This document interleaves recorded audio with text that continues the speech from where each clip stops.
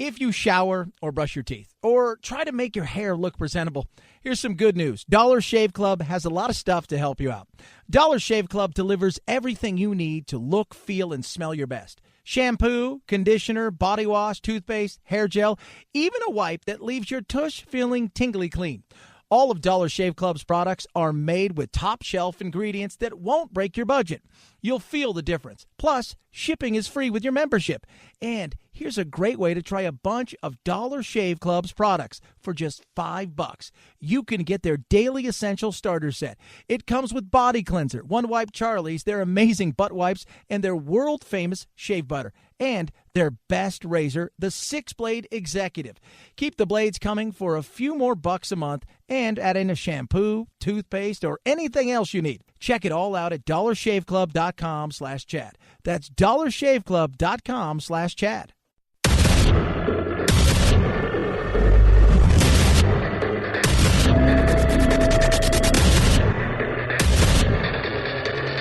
Independent in thoughts and punk rock in life. It's the Chad Benson Show.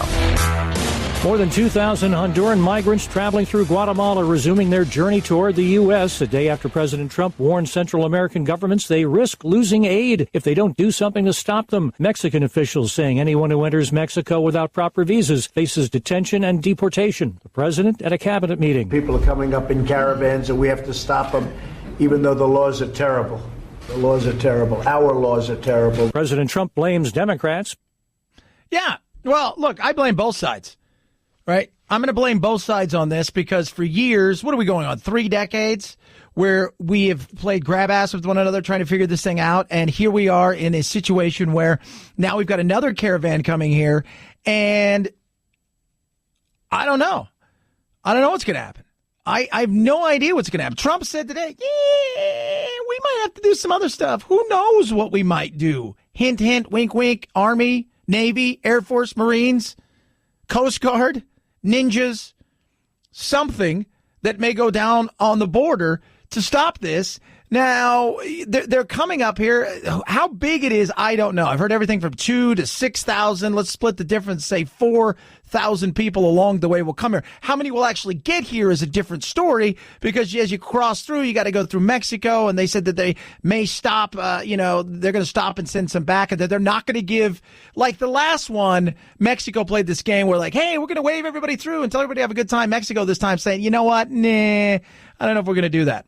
President Trump is once again putting more pressure on Mexico when it comes to immigration and enforcement at the U.S.-Mexico border. The president tweeted this morning that he hopes Mexico will, quote, stop this onslaught and seemed to threaten he would back away from the recently announced trade deal with Mexico and Canada that would replace NAFTA. Mr. Trump writing that the, quote, assault on our country at our southern border is more important to him than trade or that new trade deal. Yeah, well, he's doing what he can.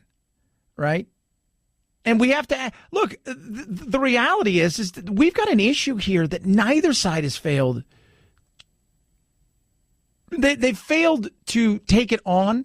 They have failed to take it on in a way that's meaningful. They played the games when they had the chance. They use it when it's politically expedient to advance some sort of narrative that will get people shouting and talking. But the truth is they don't really care until they absolutely have to. And this is one of those things where, Trump, the one thing about Trump, and I get why people don't like him. I got no problem with that. I'm not a fan of the way he acts at times, but in saying that, I'm not going to kill every good idea that he has just because he is who he is. And the fact is that he's taking on something that nobody else has the political cojones to take on in any real meaningful fashion. The Democrats could have sorted out DACA when they had the chance, and they failed. I talked to a dreamer the other night. Real good guy. Been here for a very long time. We posted the podcast. Check it out. Go to the YouTube channel, Chad Benson Show TV. You can also check it out on Facebook. And he said, look, the Democrats failed when they had a chance to sort this out.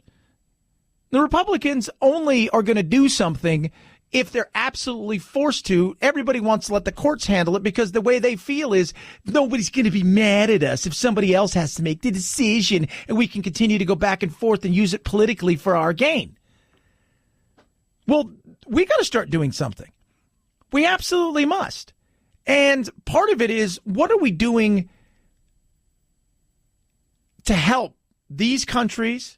Or what are we going to do that's going to be a situation where we're going to start really pulling back from these countries to force them to start to deal with the fact that these people are fleeing here?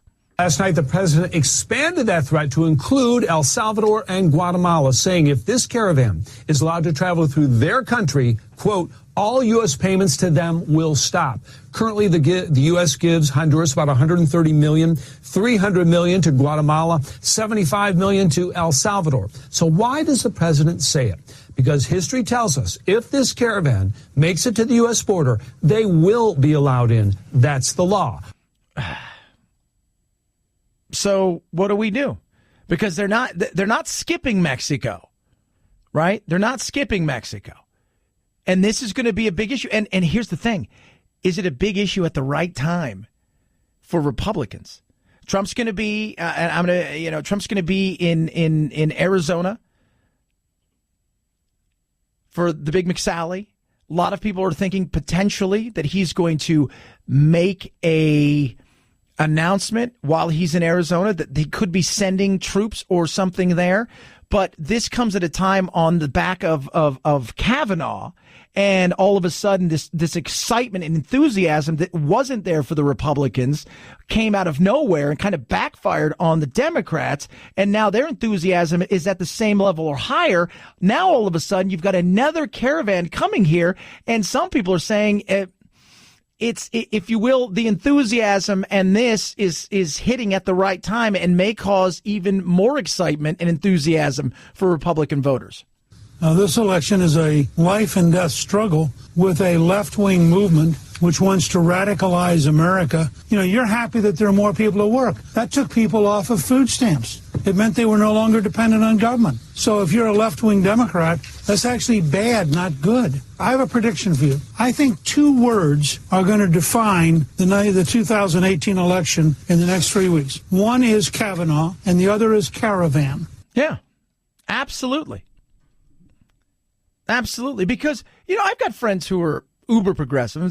This guy's texting me talking about, because we had Brandon Strzok on, and people were talking about, this guy's the walk away, and his liberal friends won't talk to him anymore because he walked away from the Democratic Party and stuff. I have plenty of friends who are progressive. And you know what they're saying? They love other cultures, but they don't want open borders. Right? They love other cultures, but at some point in time, we've got to start dealing with this in a real way. And we're not. And both sides have failed. I continue to say both sides have failed. But is this the perfect storm that will keep the enthusiasm? Because like everything else, people get excited. Remember how big Kavanaugh was 2-3 weeks ago? Ne'er a word anymore. Ne'er a word. It's kind of slowly but surely dissipated. And now people are talking about the fact that there may be a lot of voters that stay home on both sides of the aisle on midterms. And it's not going to be the excitement that people think there's going to be out there. And all of a sudden, you've got this happening, and it could potentially be a huge perfect storm to energize potentially both parties if Trump handles it wrong. But really, I think the opportunity here for Trump and the Republicans to handle this is right in front of them. Combination of anger over how the left smeared, engaged in character assassination, lied, used bullying tactics with Judge Kavanaugh is going to be one part of this. And the degree to which the left is eager to have 3,000 people in a caravan cross the American border, break American law, recognizing that if that happens, the next caravan will be even bigger, and the caravan after that will be even bigger. Yeah, and where does it end? And what do we do at this point in time? Both sides need to start figuring something out sooner rather than later, and I don't think any side really wants to take it on. I heard Mitch McConnell today said, I think we're going to take on Obamacare. I think we're going to really He's trying to stoke some enthusiasm. People, that ship sailed as far as a lot of people are concerned, and you've lost that opportunity, and you failed when you had a chance to do something. And he came out and even went as far as saying there's no way we're going to get rid of some of the aspects that people like in Obamacare, like pre-existing conditions. They're looking for something to keep the enthusiasm going, and this may be that storm that lands opportunistically in the lap of the Republicans. It's a possibility. It is. But it's a frustrating thing because these are human beings whose lives are being, essentially used They're pawns in this game of politics that it sucks. It absolutely 110% sucks. It sucks for us as Americans, as residents, as taxpayers, as people who've done it the right way. And it's awful for them that both sides are using them in a way that they don't quite understand, because what they're looking for, a lot of them, is just a better opportunity in a way of life, because their countries, for all intents and purposes, suck. They failed them. Let's be honest. Right? Let's be honest. Their countries suck. They failed them. They've allowed corruption and crime to run rampant. And so people are like, I'm out of here. Going elsewhere. 323-538-2423 at Chad Benson Show is your Twitter. Tweet at us. Love hearing from you. Try to get back to everybody. You can text the program as well. That's the 323-538-CHAD, 323-538-2423. Try to get back to everybody as best that I possibly can. Sometimes I get inundated, but I do try to get back to you and answer you. Man, so much stuff. I still want to talk. I can't wait to talk about this thing with Facebook and what's happening with social media and all of this craziness that's going on out there, because my fear in the world that we live in right now of and I don't have a lot of fears. A lot of it's crazy BS. Is the fact that we have a situation where technology, the internet, media is doing things to quiet voices in a world where we need more voices because of social justice and all of this. And we can't have that. We can't have that. 323-538-2423 at Chad Benson Show is your Twitter. ChadBenson. 'Tis the Chad Benson Show.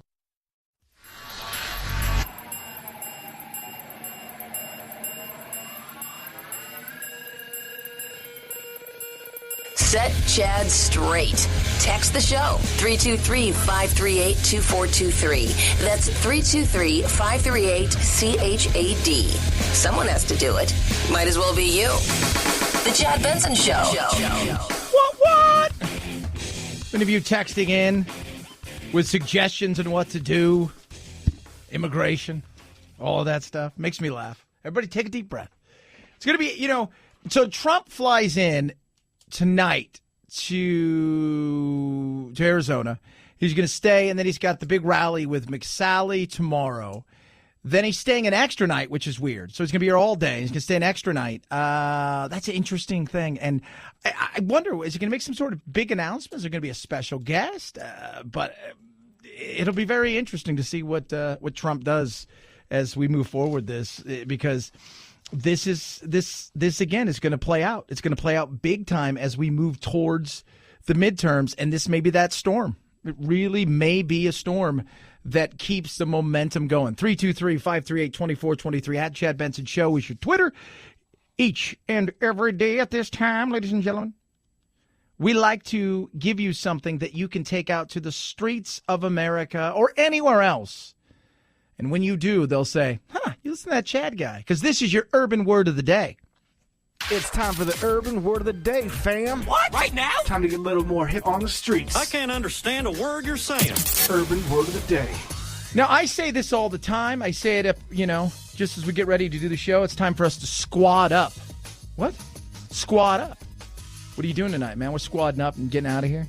That means get your crew together. Get your peeps together. Doesn't matter. It's your boys. Maybe it's a mixed, diverse group.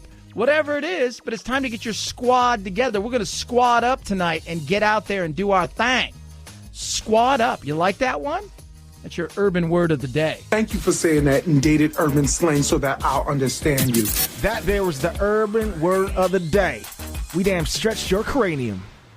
Since Tuesday's drawing, the Mega Millions jackpot has gone up more than $300 million, fueled by players who've been flocking to convenience stores and gas stations to snap up tickets. Yeah, that's pretty big. I couldn't resist buying a ticket. It's that anticipation that really makes the fun of it. Everyone thinks there'll be a winner, but regardless of how high the jackpot grows, your odds of hitting all 6 balls is 1 in 302 million. There hasn't been a winner since July. Somebody is going to win. It may be $1 billion. Wouldn't that nice if it was you? Oh, God, yes. Yes. It's a chance. And where else can a couple bucks change your life? Somebody's life is going to change. It may be this weekend. It may be a week from now, but somebody's life is going to change to the point of wow. And right before Christmas, too. How about them apples? Doesn't matter what store you buy your tickets from or where you buy your tickets, your chances are always the same. Yeah.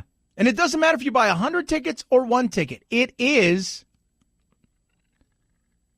only one ticket that's going to win. It's not like you buy 12 tickets and all 12 are going to be winners. You only need one. Your chances of winning always stay the same, but you can win more money as the jackpot grows. So gambling-wise, it becomes a better bet. There you go. And that's what I'm all about. Better bet, baby. Better bet. This is it. I'm in it to win it. For sure, for sure. Now, some of those numbers, they need to be dropped like they're hot. Some people bet on the most frequently drawn numbers because those numbers are hot. Some people bet on numbers that haven't come up for a while because those numbers are due. But in a game of pure chance, it doesn't make any difference. No. Now, Phil, do you do quick picks or do you have your own little special numbers? Oh, no, I just let the computer pick it. Yeah, let the computer pick. So here's my thing. You go to your favorite convenience store, you win $500 million, whatever it's going to be. After taxes, you walk away with $400 million. Do you go back to that convenience store? Because they get a cut of something. But do you give them an extra little chang? Do you? I don't know. I've never won. Well, I'll tell you on the weekend whether or not I'm going to give them a little something extra. If you always play the most frequently drawn numbers, it does not change your chance of winning. But if you do win, there'll be more chance that you'll have to split the pot with somebody. No, there you go. It's okay, though. Look, I don't care. I'm not picky. If it's $1 million, if it's $500 million, I'm not gonna bitch. Either way, right? Like if I win it and 12 plumbers win it from from Long Island, I'm not going to go, oh, my God, I want all the money to myself. I'll be like, this is nice. This is nice. And I promise you, Phil, I promise you, we will get your song to the top of the charts. We will. 323-538-2423 at Chad Benson Show is your Twitter. So you work hard. You make your money. Let me ask you a question. Would you want to put that money into an organization that fought tooth and nail for government-run healthcare system? No. How about this? An organization that portions part of the White House speeches behind the closed doors to ensure the passage of things like the Affordable Care Act? No. Then why do you? Get away from ARP. Get with AMAC. It's a conservative alternative is what AMAC is. They offer an alternative to just about every benefit ARP offers, but without the liberal agenda. Now, here's the great thing about AMAC. They're doing something with my listeners. They're giving you a year membership for free. It's not going to cost you a penny. All you have to do is go to amac.us/chat. On top of all of those things that they do, the benefits they offer you are tremendous. Benefit after benefit, retail, restaurant, movie discounts, theme park discounts, you name it, they've got it. The benefits are incredible, and it's a year membership. They don't want your credit card. All you have to do is join. Go to amac.us/chat, all right? amac.us/chat, amac.us/chat. All they ask you to do is be over 50. You can do that, right? AMAC is better for you, better for America. At Chad Benson Show is your Twitter, ChadBenson. So much stuff to get to, and my excitement, my enthusiasm for what I'm doing tonight, you have no idea. I'm just counting down until I get to go do what I'm so excited to do tonight. It's the Chad Benson Show.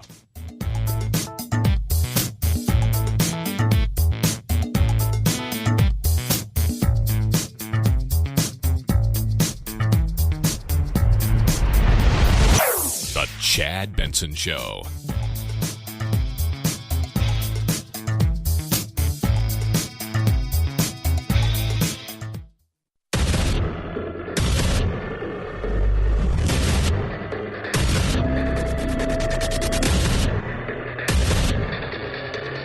Independent in thoughts and punk rock in life.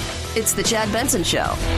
With mortgage rates going up and the cost of homes continuing to rise, more than 3/4 of Americans believe renting is more affordable than buying. 78% of people now say it's cheaper to rent than own, according to a survey by Freddie Mac, as first reported by the Wall Street Journal. That's an 11% spike from just 6 months ago. This means home sellers are going to have a harder time unloading their properties. The survey also says 58% of renters aren't planning to buy, up from 54% in February. Well, here's the thing. First of all, it's not cheaper to rent. It's cheaper to get into, right?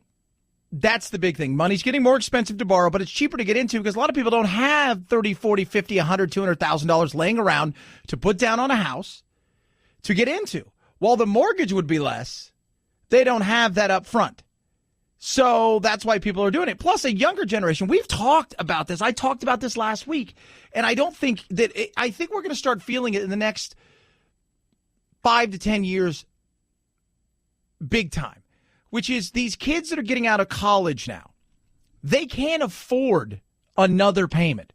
Some of their debt is so massive that they essentially have a mini mortgage payment in some areas of the country, a mortgage payment on top of the rent they're paying. That's why they're moving in with mom and dad. They got a $600, $700, $800 a month payment they're making for their partial of their credit card bills that they were living off of and the loans they took out in school.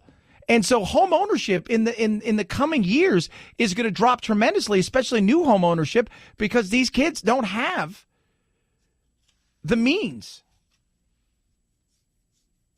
Where, 40 years ago, 20 years ago, sometimes you come out of college, you wouldn't have that much debt. You put yourself through it. Maybe you got a little money here or there, but it wasn't as expensive it is now. You come out, or you came straight out of high school and you went to work and you were able to get a little bit of money put together and you bought a home and it was fine because you didn't have that giant debt over you. It's not that way now. And what that means going forward is when you look at what drives an economy, one of the biggest drivers is people are buying homes. What do they do when they buy homes? They buy stuff for their homes. And that is something that I think you're going to see slow down a lot in the coming years. And you're not going to be able to blame it on it's this policy or that policy. The policy is we've backed these kids and given them all this money to go to school and saddled them with a lot of debt that they thought they needed. And you're finding out that really that isn't as true as a lot of people think. And now what? They can't get rid of that debt. It's going to be with them for a long time. And it's going to hinder a lot of them moving forward into being able to be homeowners and to spend the kind of money that will boost an economy. 323-538-2423 at Chad Benson. Share is your Twitter. You can tweet at us. Love hearing from you. So this I find to be interesting in this day and age as we head towards the midterms. So midterms are 19 days away. We're worried about Russia. We're worried about China. We're worried about North Korea, Bangladesh, all of these things, disinformation, all of this stuff. I still worry about the disinformation I see here on a daily basis when it comes to all of these ads and things that I'm inundated with when it comes to, midterms, props, all of these things. So what are we to do? They were trying to make people either angry or afraid. And they were targeting lots of different communities, but the goal was always the same. The more you make people angry or afraid, the more you can control them. Yeah. And that right there is N. Nimmo, who is a disinformation researcher, talking about Twitter and all of these things as they've released data and 10 million tweets from foreign operators going all the way back 2 years. And what is it to do? Well, fear, we've talked about it. Greed, fear. It's always about evoking an emotion. It's about evoking an emotion. And I get this now. I get people who send me stuff. Some people send me stuff and they want to I'm going to prove a point. Other people send me stuff and they say stuff like, is this true? And then I'll have to go, look at the website, right? Look at the website. And a lot of times they're websites that are here in America. They're American-run websites who have their ideology that they have, and they're going to spin something or they're going to leave out half of the story. And that is that is frustrating. But you have to look at the website. How reputable is it? Who are these? Isn't it amazing that it only lines up with the way that you believe? Because for a lot of us, it's about affirmation. It's not about information. So it was easy to do. You pick a few things, and I see it all the time when we post and do stuff. What agitates and angers people, what doesn't. It's not hard to tell. One of the really striking examples is after the San Bernardino shooting in California in December 2015, most of the trolls were posting about the need for the Second Amendment and to protect gun rights. But some of the trolls were posting simultaneously and using the same hashtags to push for gun control. Yeah, because they don't care. The whole thing is to disrupt. People like this, they just want to disrupt. People here who want to sell something, if you will, about a politician, about a prop, they're going to tell you half a story or bend the truth or in some cases out and out lie because they want you to vote for something. Here it was about a disruption. They didn't care if they could just upset the apple cart. That's the whole thing. And the frustration is so many people buy into it. And this is where I get frustrated because I look at this and I think very nanny statish they want to turn us into now. Like Facebook and Twitter and all of these companies are getting together with the government and well, we need to protect these people. Look, if you're an idiot and a meme happens to evoke such an emotion out of you, and I see it out there every single day. I see it out there every day. If you're so upset about a meme or something and you're so influenced by that, that's on you, right? You're gullible. If it influences you that much, you're gullible. That's just the truth. What the accounts tried to do was masquerade as real American activists and then engage with real American activist communities. Yeah, and they did. They did. Now, how much influence did it have? That's a different thing. But remember, if you study psychology, you study any of these things, it's about evoking an emotion because emotions will get you to do. I always hearken back to what an emotion can do for somebody. When I go back to the fact that that astronaut woman who was so enraged and in love and her emotion for the other astronaut that left her, she drove across country wearing adult diapers and had like duct tape in her car. Her emotion was so, that to me is just, how do you do it? Well, it's emotion. When you can get people to not have a conversation, to be blinded by something, so much so. And when we do videos, when we do all these kind of stuff, I'll see some people chime in and their emotion is so strong on some certain things. It's crazy. It really is. You're like, take a step back, take a breath. But they're blinded by it. And then what happens? They get inundated every single day by stuff because they're looking and they're searching and they're searching for something. The left does it with their microaggressions and things like that. The right does the same thing too. And everybody's searching for something. What can I find? What can I find? I want some affirmation. I want some affirmation. Oh, this person asked me what country I'm from, so therefore they've offended me. Or this over here, this meme came through and this has to be true about Elizabeth Warren or something like that. And it's emotion. It is emotion, emotion, emotion. And you're being manipulated and you don't always know you are. Right? Because sometimes this stuff looks so real. But in saying that, that's why you need to be well-versed in a lot of these things, meaning you're going to have to do some research. If you're serious about, am I being manipulated, you'll do some research. If you only want affirmation, then at that point in time, it doesn't really matter. And the meme is only firing you up to do something. It's not actually changing your mind because your mind's already made up. You can actually see through the lifetime of these accounts, they were posting more and more radical content and they were trying to get people more and more riled up because that's when they got the most impact. That's the way social media tend to work. The more emotion you put into it, the more feedback you get. Yeah. Again, emotion. Greed, all of those things. The best sales book you'll find in the world has nothing to do with sales, has all to do with psychology. If you want to learn how to sell, go down and get a psychology book. Because when you can find a psychology book that has the right kind of tone that you know that you can start to manipulate, because that's what it is. Some people buy stuff, but a lot of people are sold stuff. How do you do it? With emotion. You're going to look great in this car. You're going to get tons of women. You're going to make so much money if you do this or buy this. It's nuts. It's crazy. It's about emotion. 323-538-2423 at Chad Benson Show is your Twitter. You can tweet at us. Love hearing from you. A lot of stuff still to get to, including my excitement for what is coming. I'm so excited. I'm super excited. I didn't know if you guys know that. I want you guys to be aware of the excitement that is going on tonight in my life. 323-538-2423 at Chad Benson Show is your Twitter. Yes, kids, that is emotion. That is my excitement tonight. My emotion. But first, here's some emotion. Love is an emotion. Thank you. Somebody gets something from you. They see it. They're like, oh, the emotion is they love you. What could that thing be? How about 1-800-Flowers.com and their 36 for 36? What is this, you say, Chad? Warm shades of red, orange, and yellow? It's that time of year, right? It's fall. It's getting cooler outside. Man, the reason I love this is because they have orange. It's my favorite because there's orange. I love orange. You got orange roses. You got red. You got yellow, that feeling. You got birthdays coming up, just surprises, anniversaries, whatever it is. They're putting together something for you that's incredible. 36 for 36. 36 autumn roses for $36. It's $1 per rose. Beautiful arrangement of fall, red, orange, and yellow roses. Unbeatable price. Picked at their peak. Shipped overnight to ensure freshness. 36 for 36. 36 autumn roses, $36. It's the only way I do it. It is. And it doesn't matter what it is. Sometimes you're just saying, hey, I love you, or thank you, or I'm thinking of you. Why not? It's incredible. 36 for 36. Maybe you got 3 daughters. You send 36 roses. 12 for you, 12 for you, 12 for you. Boom. Oh, you're the best. Exactly. Exactly. 1-800-Flowers.com. It's the only way you can get it. You go there, 36 autumn roses for $36. But to get this, you got to go right there to the radio icon. Click on Benson. Benson. That's what you put in. Boom. That's your code right there. 36 for 36. 1-800-Flowers.com. Code Benson.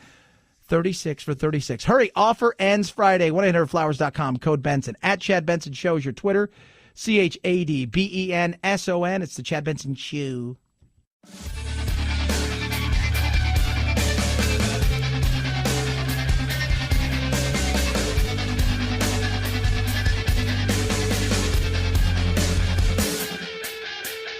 Welcome to the alt-middle, where solutions live and ignorance dies.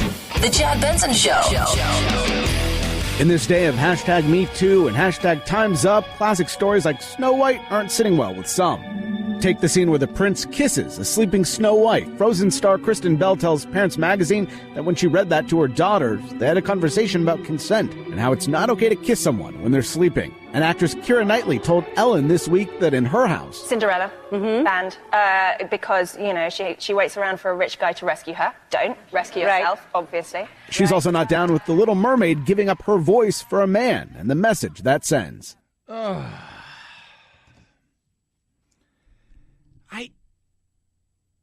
They're movies, right? Like they're fine. You know what? Great. Sounds great. You go fight the dragon. Have fun. No. It's all good. We're going to stay here. We're going to stay here.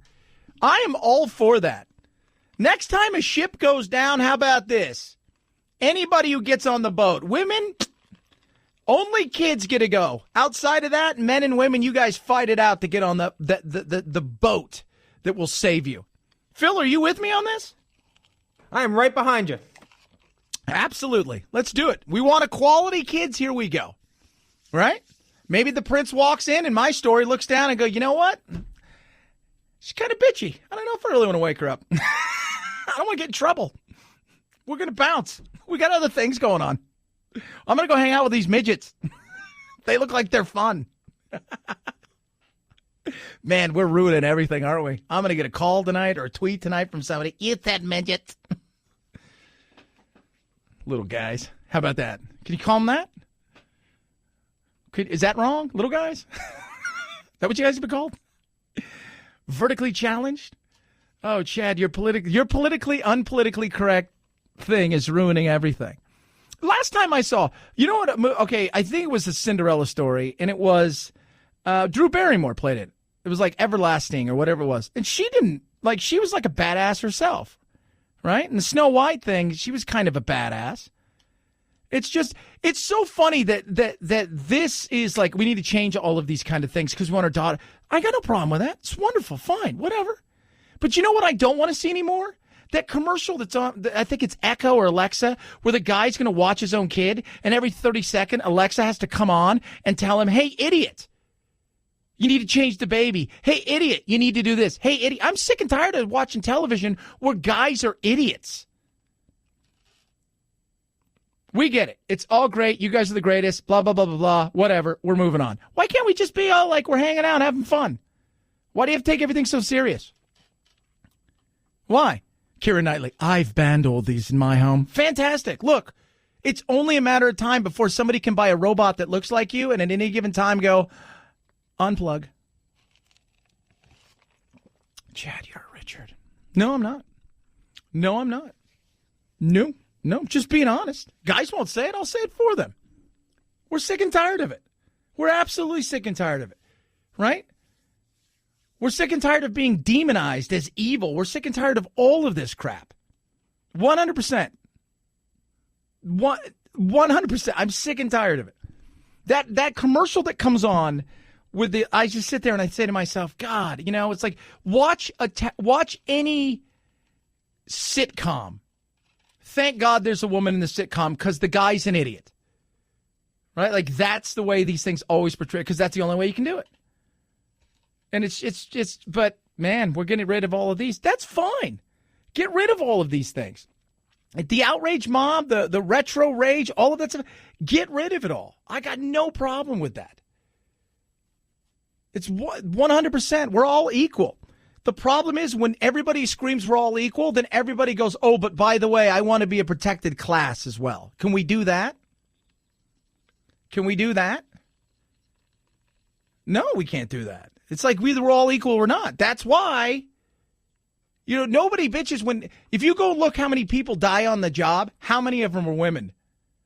Like 1%, if that, because guys do those jobs. Right?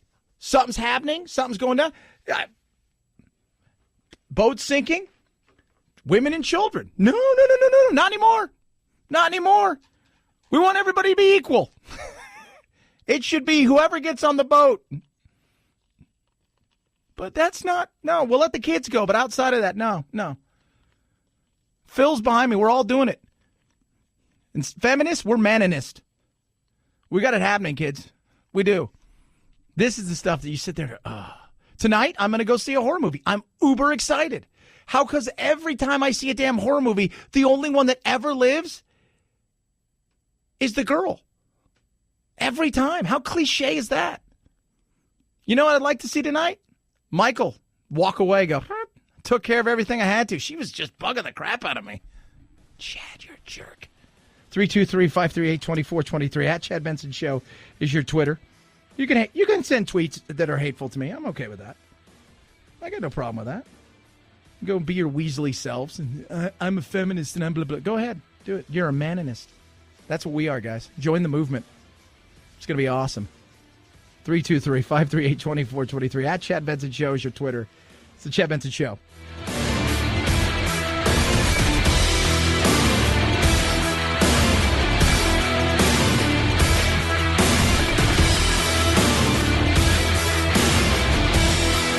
This is the Chad Benson Show.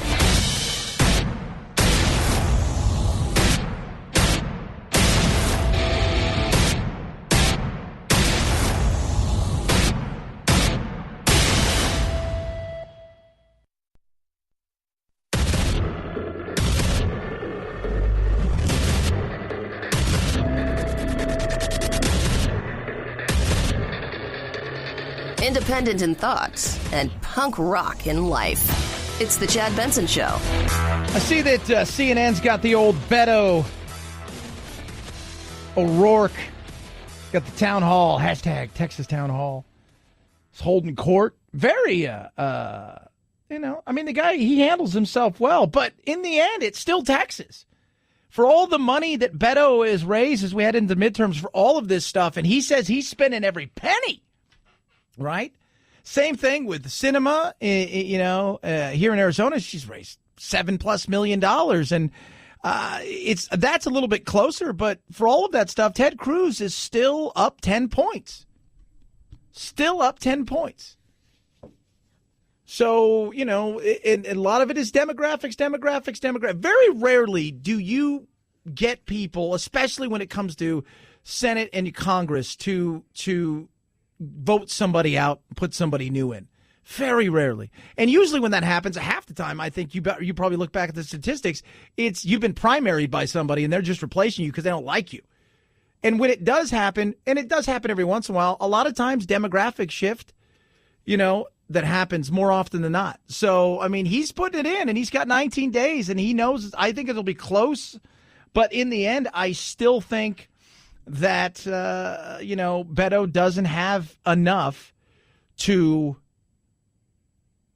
beat Cruz. And it's going to be interesting to see how many seats that they are able to take in the Senate, if any, the Democrats, and can they take the entire House? Could you imagine for all of the stuff that's going on, right? For all, just everything that's happening.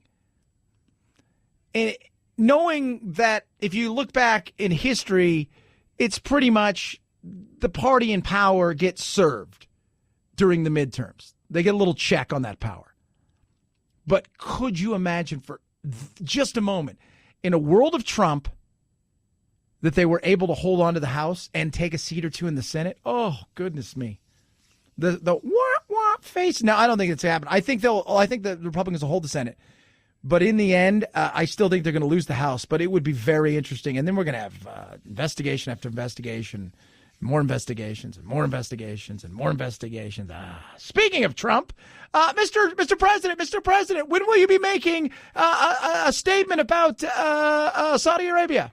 We'll be making a statement, a very strong statement, but we're waiting for the results of about 3 different investigations, and we should be able to get to the bottom fairly soon. Okay, Mr. President, I got another question for you. Chad Benson over there of the Alt Middle. Chad, what's your question? Is he dead? It certainly looks that way to me. It's very sad. It certainly looks that way. Oh, I got another question. Let's just say, Mr. President. Yes, Chad, and that was another question. So let's just say he's dead, and then you find out that they did it. Then what? Well, it'll have to be very severe. I mean, it's bad stuff, but we'll see what happens. Okay, thank you. All right, so there you go. So that's what potentially may happen, and this is not a good situation. Trump's caught between a rock and a hard place, and even if he chooses to go and say we're going to keep everything moving forward with the Saudis, even saying that doesn't mean that that's going to be so, because of the likes of Lindsey Graham and stuff and the people on the right that are in his own party who are not happy with the way this thing's playing out, and we don't know still right now what they're going to come back with, how they're going to play this out. And we don't know how it breaks down. Meaning, did the prince out? Do we want the prince? Do we want the prince gone? Oh, never thought of that. Is the prince too progressive for people inside of his own kingdom? And based on the things he's done, like arresting and holding some of his family members and other higher ups in that country essentially hostage and forcing them to pay a king's ransom to get out, are they in a situation where they're like, we got to get rid of this guy and anything we can do? Is that a possibility? It is. We will probably never know the truth. The whodunit will never be solved, but there's going to be a lot of questions that aren't going to be answered and some that are. And what does Trump do in that situation? This is such a nightmare scenario for President Trump. He's staked his Middle East policy on closer relations with Saudi Arabia and that young crown prince. And so now he's trying to walk a fine line between preserving that relationship and standing up with American leadership against an apparent act of savage murder. Yeah, like on the humanity side, it's just awful. But on the geopolitical side, it is a mystery. And we like mysteries, but we like to solve mysteries. Right? And we're not going to find out the truth. We do know that some of the people that were there, that they've got pictures of the suspects, they are tied directly to them. They are.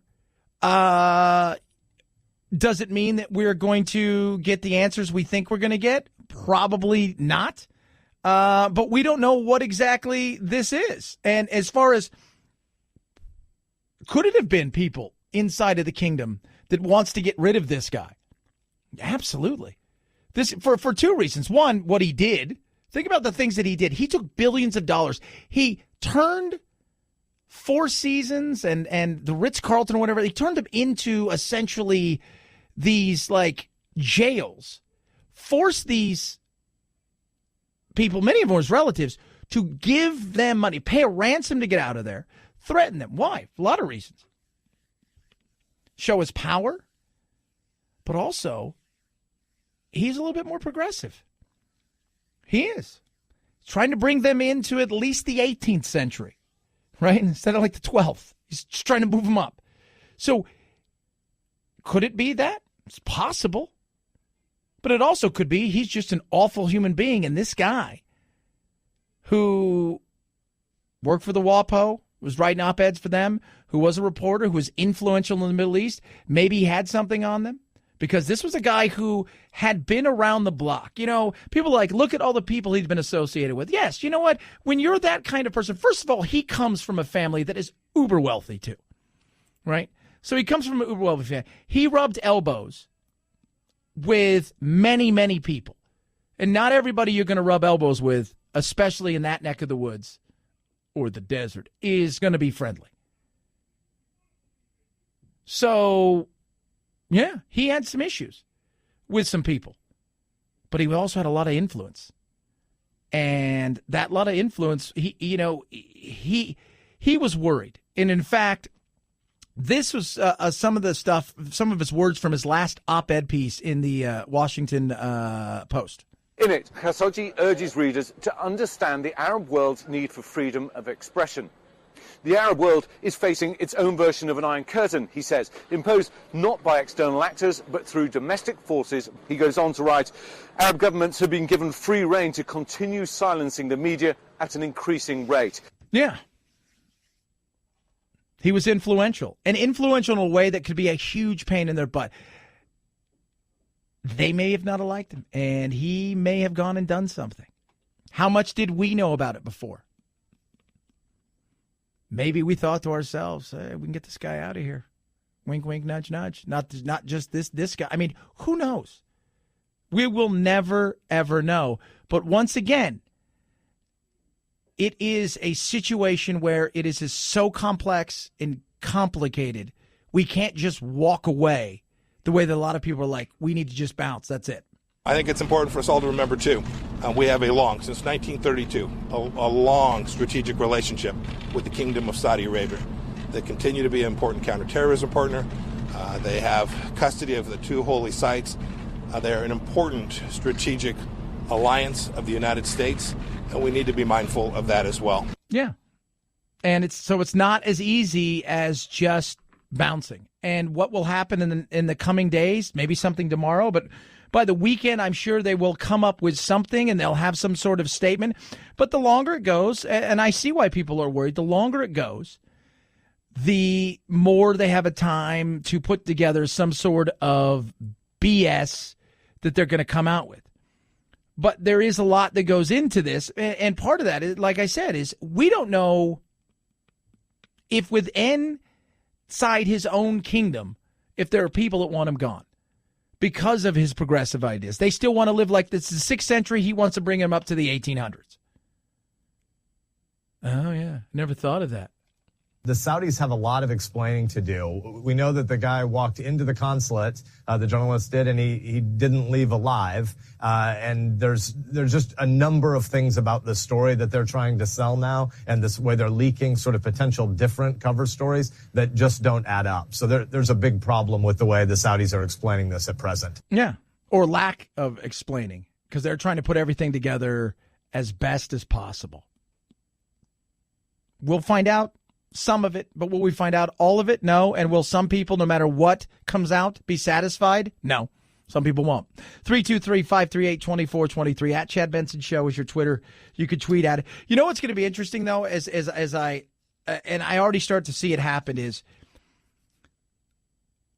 what's going to be interesting is if Trump decides to keep the deal and move forward, they're going to say they've got, just like Russia has something on Trump, these people have something on Trump. That's the way it's going to go. And when and if they take over the House, they're going to subpoena. They're going to try to do everything they can to get his tax records. They're going to launch investigation after investigation, investigation after investigation, investigation after investigation.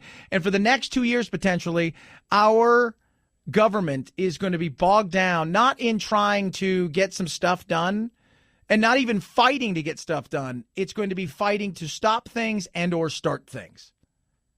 And this will be another one of those things where, well, I bet he's got stuff in Saudi. 323-538-2423 at Chad Benson Show is your Twitter. AMAC is amazing.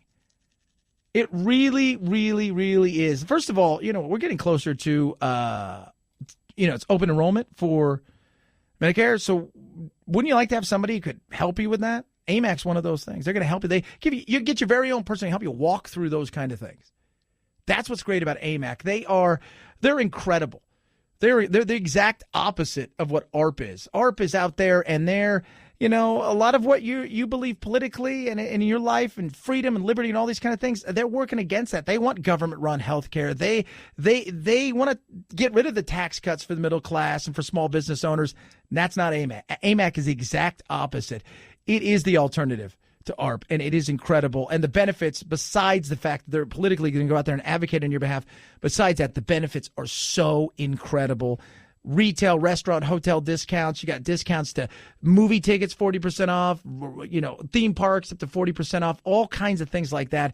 And here's what they're doing for my listeners right now. You can join for free. It's a 1-year membership. They're not going to charge you anything. They don't even want your credit card. All right? All they want you to do is go sign up.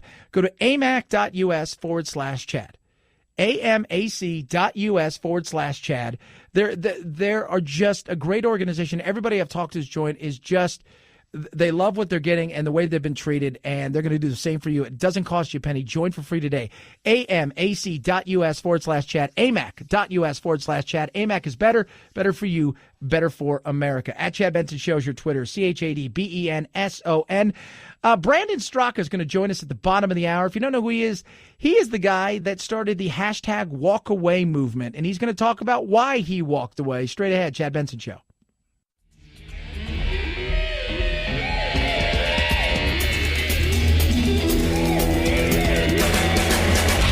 You go, boy. This isn't about right or left. This is just about right and wrong. Right you are, Chad. The Chad Benson Show. President Trump is again ramping up his rhetoric on immigration and the border, slamming Democrats for being weak on enforcement and using the issue to rally his Republican base heading into the midterm elections. The president threatening on Twitter in all caps to, quote, close our southern border if Mexico doesn't stop what he calls an onslaught. What's in fact about 2,000 migrants who fled Honduras and are making their way north in a caravan. Mexico has said that migrants that have proper documents can enter that country, but those who don't would have to apply for refugee status or face deportation. Yeah, it's an ugly situation, and now they're fighting amongst themselves, and I do mean that literally, because today apparently John Bolton or the other day in Kelly, right, got into a really gnarly, shouting match that included dropping some adult language, if you will. Spokeswoman Sarah Sanders responding, saying, quote, while we are passionate about solving illegal immigration, we are not angry with each other, and then deflected from the argument to Congress, saying the president is furious at Democrats for not helping solve the crisis. Democrats don't control the House and Senate. Mr. Trump has been unable to convince his own party to build a wall and add other security. So I just told Phil, I said, okay, if I was to break it down at what they were fighting about, and this is just me, I think Kelly's more compassionate than Bolton is. I think Bolton's a super hardliner. I'm going with that one. You may feel different, but I'm going with that one. It's an ugly situation. It's a horrible situation. But here's the reality of it. If you're the Republicans and you're trying to get your base up, you had Kavanaugh, and that got you excited, right? Not the fact that he got – in fact, if he would have went through smoothly, I don't think the base would be excited. But because of the pushback, the excitement was there. And then you've got, this caravan that just seems to be hitting at the right time, for a lack of a better term. Now, this election is a life and death struggle with a left-wing movement which wants to radicalize America. You're happy that there are more people at work. That took people off of food stamps. It meant they were no longer dependent on government. So if you're a left-wing Democrat, that's actually bad, not good. I have a prediction for you. I think 2 words are going to define the 2018 election in the next 3 weeks. One is Kavanaugh, and the other is Caravan. He may be right. He absolutely may be right. And this caravan could be hitting at the right time because people got excited and angry and enthused about Kavanaugh, but we haven't heard a word in the last 2 weeks because it's, out of sight, out of mind, and we have the attention span of a gnat. But with them moving up and this to tomorrow, Trump getting here in Arizona, well, he gets here tonight, but he'll speak tomorrow with McSally rallying up the troops, if you will. Is he going to announce he's going to put some troops out there? Is that a possibility? That he may do something like that? You never know. But that would rally a lot of the base, get a lot of people excited. It is potentially a perfect storm. Like I said, could you imagine in a Trump world where Trump not only keeps the Senate, which I think is going to happen, but magically pulls out the House? 323-538-2423. At Chad Benson Show is your Twitter. You can tweet at us. Speaking of voting, this guy is a liberal, or at least was. Then in May, he hashtag walked away. Brandon Strack is going to join us. We're going to talk about why he walked away. It is the Chad Benson Show.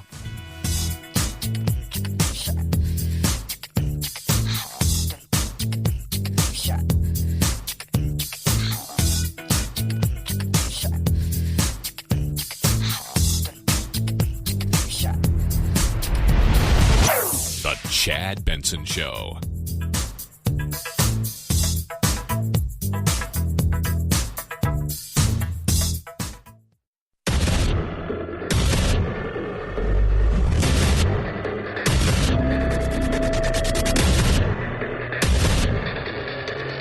Independent in thoughts and punk rock in life. It's the Chad Benson Show. The minute I saw this, I wanted to get this guy on, and luckily he's been kind enough to spare us a few moments of his day. He's got a big thing coming up. He is the founder of the Walk Away campaign. Brandon Straka joins us today, and I was just talking before we came on the air to you about the fact that Think Progress is now destroying you, and you're now everybody's, apparently the alt-right's favorite person in the world, and I'm sure today I'll be labeled alt-right because of this, but I love having you on, man. So tell us a bit about the Walk Away campaign. Right. So the Walk Away campaign, it started as a testimonial campaign on Facebook on May 26th of 2018, just this year. And it began with me releasing a video on May 26th telling all of the reasons why I was walking away from liberalism and the Democratic Party. And I encouraged other people to make video testimonials explaining why they were doing the same thing, because I knew I was certainly not the only person who was feeling this way.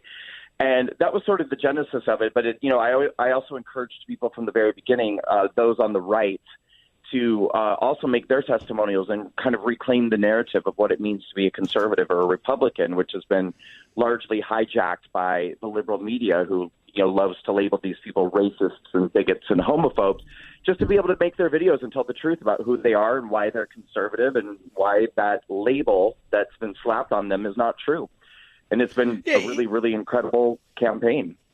So, it's funny because I've watched some of the stuff and the evolution of the way that you've done this, because here you are. I mean, again, you're a liberal, I mean, you're against racism. You're against any of the things that I think all human beings should be against, the ridiculousness of bigotry and stuff like that.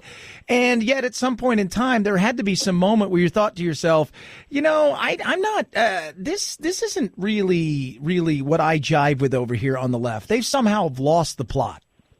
Right. Well, that did happen. I mean, that happened numerous times and over numerous years. And yeah, there were many circumstances in which it was really, it's funny because at the time I didn't have a language for it, because I was a liberal. Most of my friends were liberals. I live in New York City, which is a very liberal city. So it's easy, I think, for any of us, no matter if you're on the left or the right or whatever, to kind of start, existing in your own little bubble.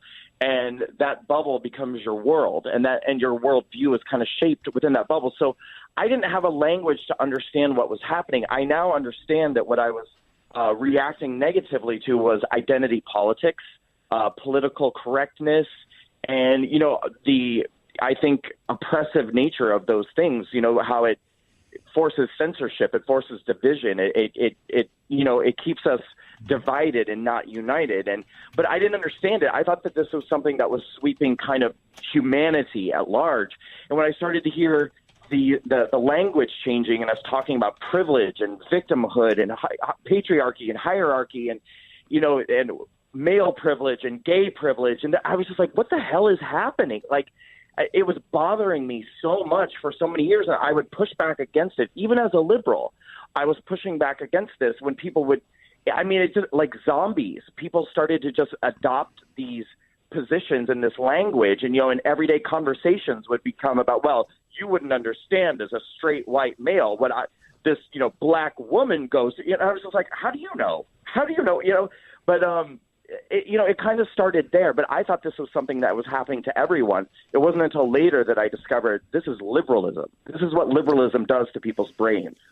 Yeah. Well, I look at like there's progressive movements, crazy, right, Brandon? So I look at this and I think to myself, if you go back and look what a real liberal is, a person who's a traditional liberal who is about the individuals, about liberty and rights and stuff, and compared to what's been hijacked, and I think both sides have had their messaging hijacked, and it's insane because we live in a world where, like, I call ourselves here, we're the alt middle. Because I want everybody, man, gay, straight, black, white. I want the person who is an atheist, and I want the person who's a devout believer. I want a person who's willing to vote both Democrat and Republic if the right thing is there for them. What I don't want is I don't want to be in an echo chamber. And you push back in the echo chamber. Are you finding now that people who are your friends are coming out and saying, look, you know what? I kind of believe like a lot of what you're doing here because some of it is, and they're afraid before until somebody made a stand.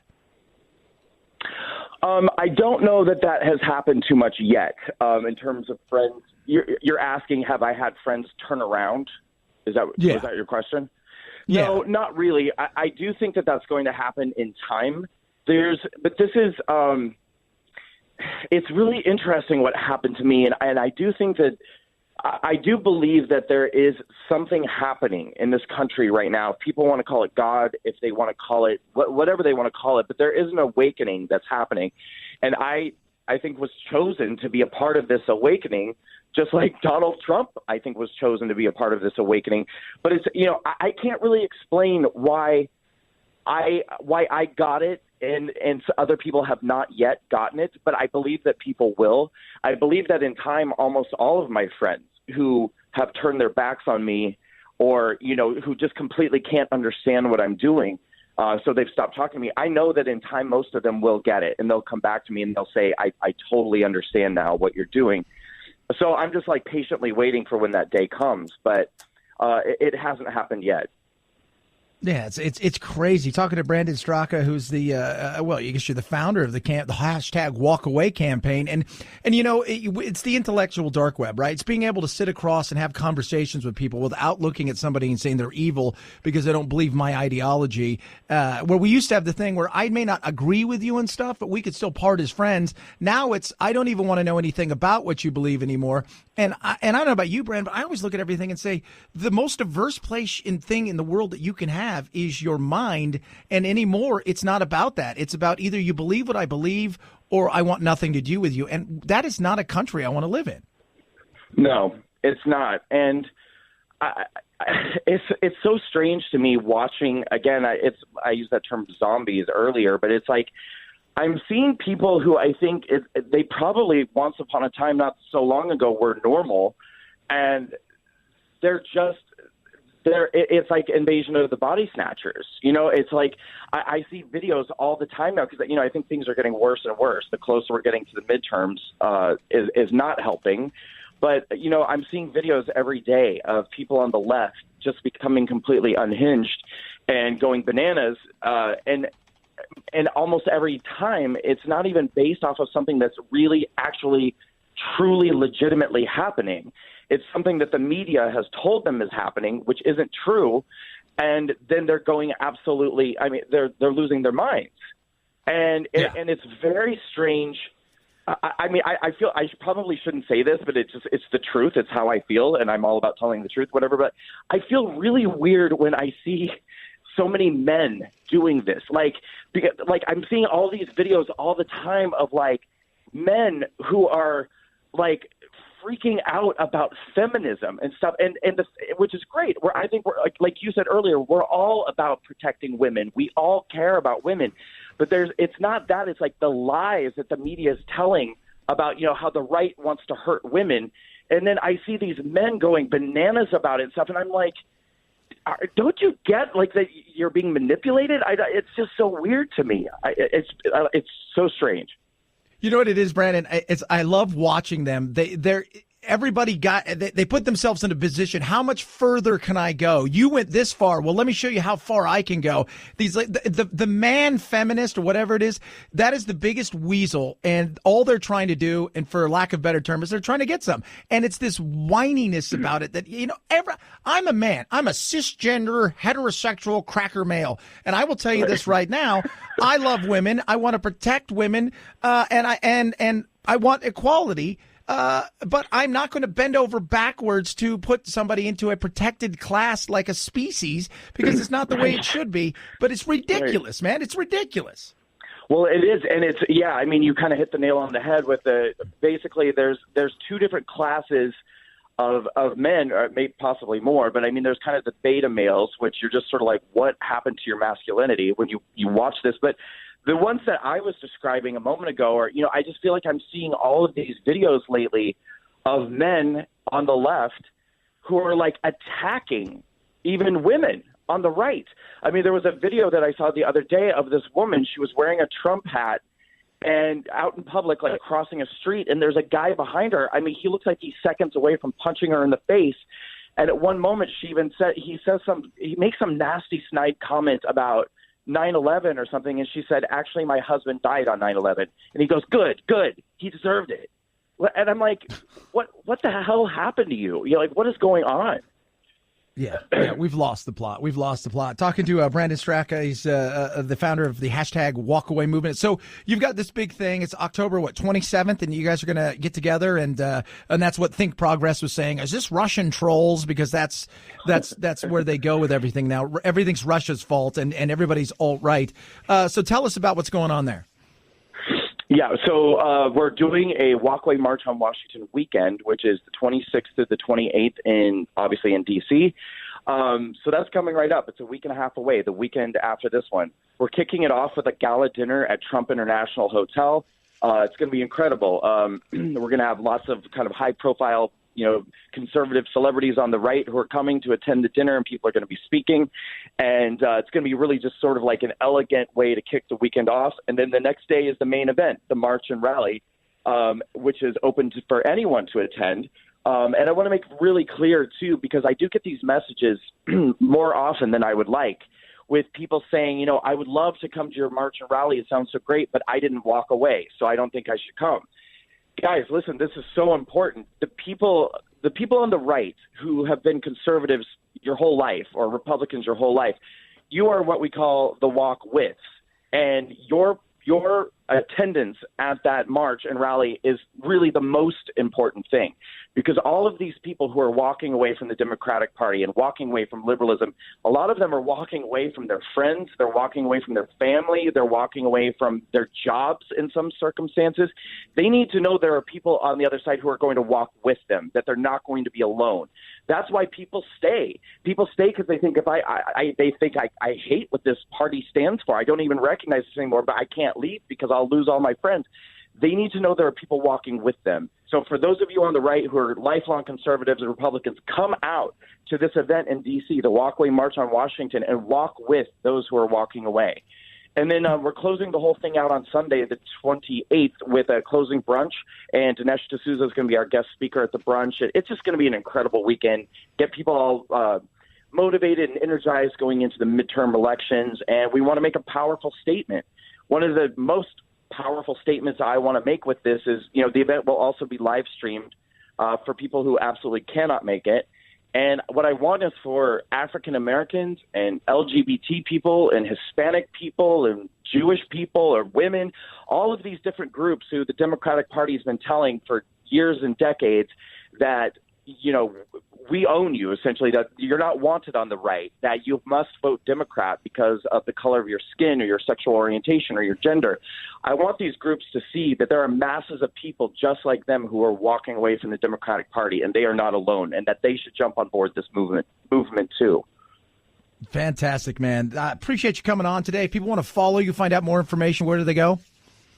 They should follow me at US Minority on Twitter, Facebook, Instagram. I have a YouTube channel, youtube.com/US Minority. And I really encourage people who are on Facebook to join the hashtag Walkaway Campaign group page, which is where they're going to find all those testimonials. And there's well over 200,000 people now on that Facebook group who are telling their stories about walking away. Fantastic. Brandon Strock, appreciate you coming on today. And come join the alt middle with us. We're having a good time. And guess what? There's no meetings, and we really like that. Let me say one more thing I screwed up. I forgot to say, please go to walkawaymarch.com. That's where you're going to find all the information about the march and rally. Walkawaymarch.com. Thank you so much. Fantastic, brother. We'll do it. We'll make sure we post it on all of our social medias as well. Appreciate you coming on today. Thanks so much. Have a great day.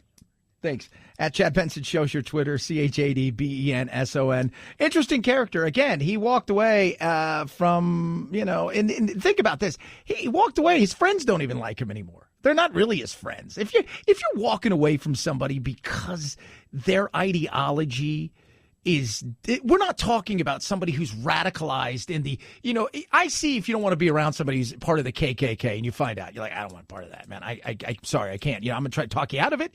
I'm going to try to, but I don't want any part of that. If somebody goes, you know what, I'm not really a fan of Hillary Clinton, and I think a lot of this, gender identity politics is a bunch of BS, and I'm more of a libertarian, or I'm thinking more conservative now, and people are like, I don't want anything to do with you. That's insane.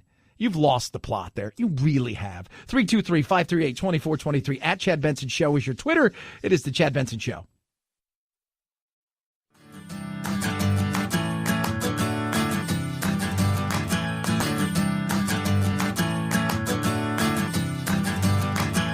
Running with scissors sounds great compared to this. Say what?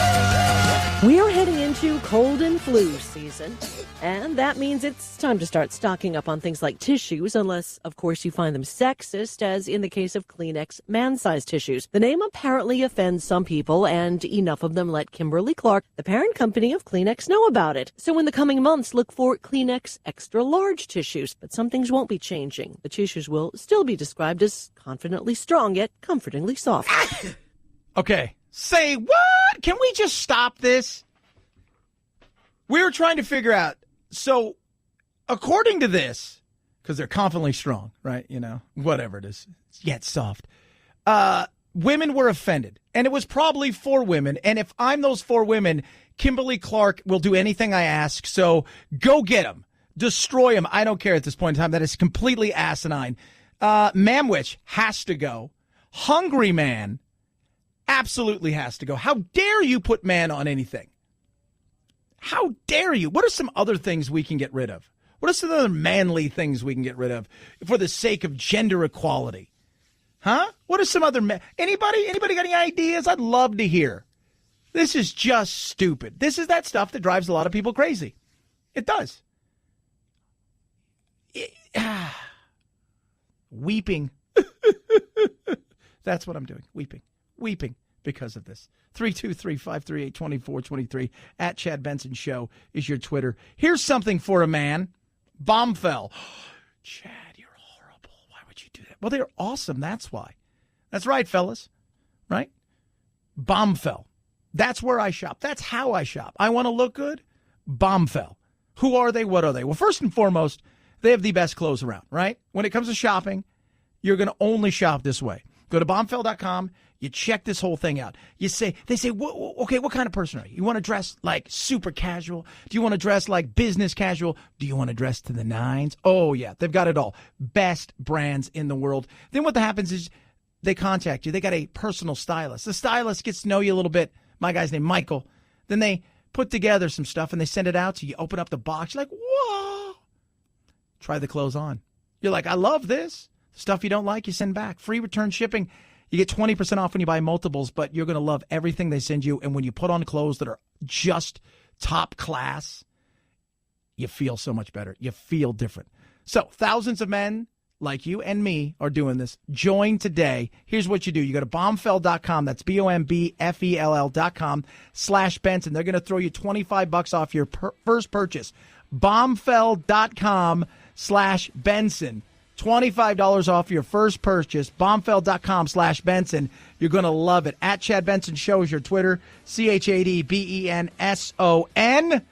Oh, man, I love hearing from you. What do you think about getting rid of the man-size Kleenex? Is that bad because it says man? Man-witch next? Hungry man? Anything else that should go? Chad Benson Show.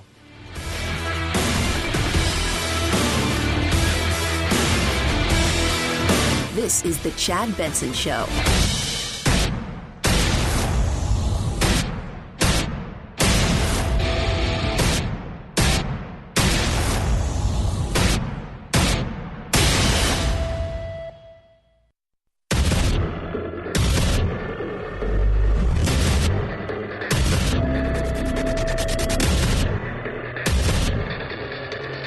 Independent in thought and punk rock in life. It's The Chad Benson Show.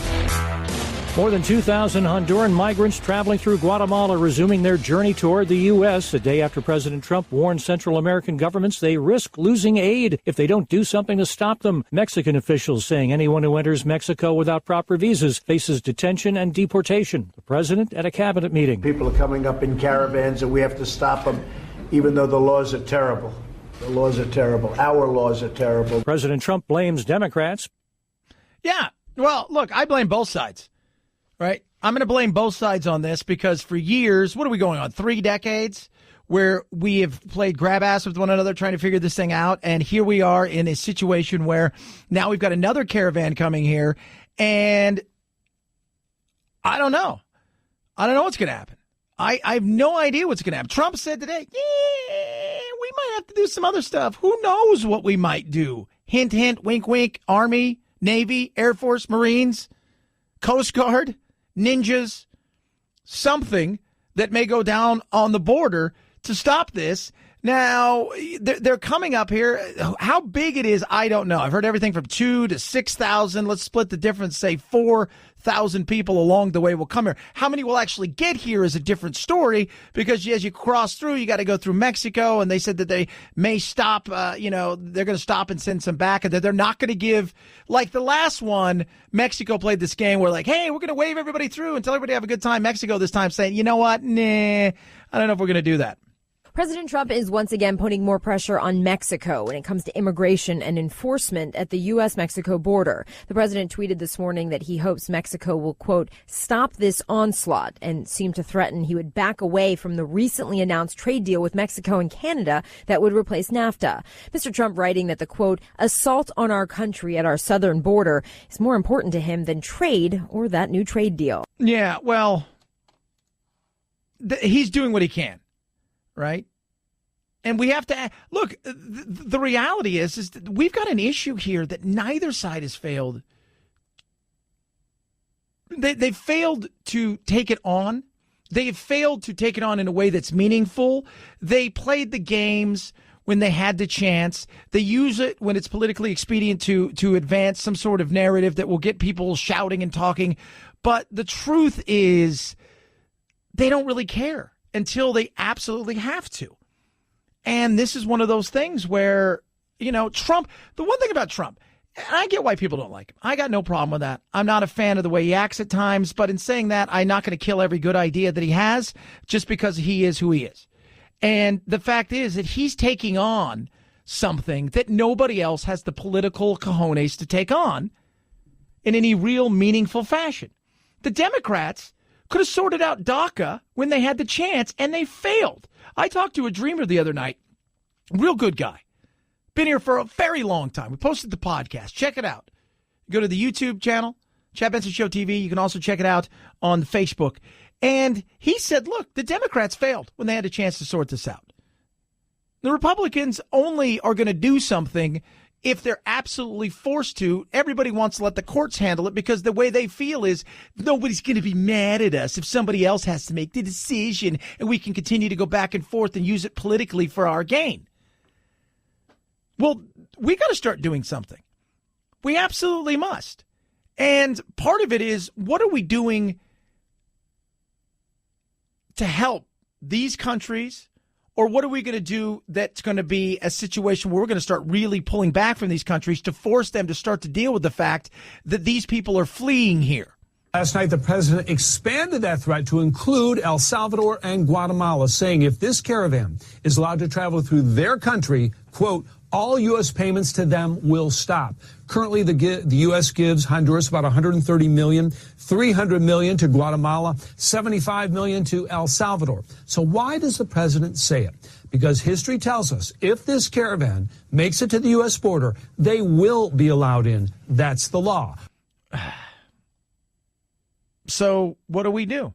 Because they're not skipping Mexico, right? They're not skipping Mexico. And this is going to be a big issue. And here's the thing. Is it a big issue at the right time for Republicans? Trump's going to be, Trump's going to be in Arizona for the Big McSally. A lot of people are thinking potentially that he's going to make a announcement while he's in Arizona that he could be sending troops or something there. But this comes at a time on the back of Kavanaugh. And all of a sudden, this excitement and enthusiasm that wasn't there for the Republicans came out of nowhere and kind of backfired on the Democrats. And now their enthusiasm is at the same level or higher. Now, all of a sudden, you've got another caravan coming here. And some people are saying it's, if you will, the enthusiasm and this is hitting at the right time and may cause even more excitement and enthusiasm for Republican voters. Now, this election is a life and death struggle with a left-wing movement which wants to radicalize America. You're happy that there are more people at work. That took people off of food stamps. It meant they were no longer dependent on government. So if you're a left-wing Democrat, that's actually bad, not good. I have a prediction for you. I think two words are going to define the 2018 election in the next 3 weeks. One is Kavanaugh, and the other is caravan. Yeah, absolutely. Absolutely. Because, I've got friends who are uber progressive. This guy's texting me talking about, because we had Brandon Strzok on, and people are talking about, this guy's the walk away, and his liberal friends won't talk to him anymore because he walked away from the Democratic Party and stuff. I have plenty of friends who are progressive. And you know what they're saying? They love other cultures, but they don't want open borders. Right? They love other cultures, but at some point in time, we've got to start dealing with this in a real way. And we're not. And both sides have failed. I continue to say both sides have failed. But is this the perfect storm that will keep the enthusiasm? Because like everything else, people get excited. Remember how big Kavanaugh was 2-3 weeks ago? Ne'er a word anymore. Ne'er a word. It's kind of slowly but surely dissipated. And now people are talking about the fact that there may be a lot of voters that stay home on both sides of the aisle on midterms. And it's not going to be the excitement that people think there's going to be out there. And all of a sudden, you've got this happening, and it could potentially be a huge, perfect storm to energize potentially both parties if Trump handles it wrong. But really, I think the opportunity here for Trump and the Republicans to handle this is right in front of them. Combination of anger over how the left smeared, engaged in character assassination, lied, used bullying tactics with Judge Kavanaugh is going to be one part of this. And the degree to which the left is eager to have 3,000 people in a caravan cross the American border, break American law, recognizing that if that happens, the next caravan will be even bigger, and the caravan after that will be even bigger. Yeah, and where does it end? And what do we do at this point in time? Both sides need to start figuring something out sooner rather than later, and I don't think any side really wants to take it on. I heard Mitch McConnell today said, I think we're going to take on Obamacare. I think we're going to really He's trying to stoke some enthusiasm. People of that ship sailed as far as a lot of people are concerned, and you've lost that opportunity, and you failed when you had the chance to do something. And he came out and even went as far as saying there's no way we're going to get rid of some of the aspects that people like in Obamacare, like pre-existing conditions. They're looking for something to keep the enthusiasm going, and this may be that storm that lands opportunistically in the lap of the Republicans. It's a possibility. It is. But it's a frustrating thing because these are human beings whose lives are being, essentially used. They're pawns in this game of politics that it sucks. It absolutely 110% sucks. It sucks for us as Americans, as residents, as taxpayers, as people who've done it the right way. And it's awful for them that both sides are using them in a way that they don't quite understand because what they're looking for, a lot of them, is just a better opportunity in a way of life because their countries, for all intents and purposes, suck. They failed them. Let's be honest. Right? Let's be honest. Their countries suck. They failed them.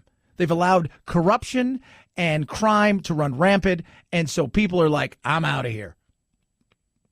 Going elsewhere. 323-538-2423 at Chad Benson Show is your Twitter. Tweet at us. Love hearing from you. Try to get back to everybody. You can text the program as well. That's a 323 538-CHAD, 323-538-2423. Try to get back to everybody as the best that I possibly can. Sometimes I get inundated, but I do try to get back to you and answer you. Man, so much stuff. I still want to talk. I can't wait to talk about this thing with Facebook and what's happening with social media and all of this craziness that's going on out there, because my fear in the world that we live in right now of and I don't have a lot of fears, a lot of it's crazy BS, is the fact that we have a situation where technology, the internet, media is doing things to quiet voices in a world where we need more voices because of social justice and all of this, and we can't have that. We can't have that. 323-538-2423 at Chad Benson Show is your Twitter. Plus, tonight, I'm excited. We're going to talk about why I'm excited. Like, I'm not just a little excited. Like, I'm super excited. And you're going to be super excited, too, for this, and I'll tell you why. All right? Some people are smart. Some people are not so smart, right? Some people do smart things. Some people do some things that aren't so smart. Case in point, right? What's not smart? I don't know. How about this? Plenty of job sites out there. They do what? They send you tons of wrong resumes, and you got to sort through them. That right there, kids, is not smart. You know what is smart? Going to ZipRecruiter.com/Benson to hire the right person. Smart, not smart. You understand where I'm going with this? ZipRecruiter is incredible because what they do is you post your job, it goes out there. They do the thing that is smart, which is they scan these resumes. They look for the right resumes, people with the right experience, invite them to apply to your jobs. Then they go even further by finding and highlighting the best candidate for that job. So you get a qualified candidate fast. In fact, ZipRecruiter is rated #1 by employers in the USA. This according to Trustpilot with over 1,000 reviews. Here's the great thing. Right now, my listeners, that's you guys out there, for free, go to ZipRecruiter.com/Benson. That's ZipRecruiter.com/BENSON. Post your job for free right now. ZipRecruiter.com/Benson. ZipRecruiter is the smartest way to hire. At Chad Benson Show is your Twitter. CHADBENSON. 'Tis the Chad Benson Show.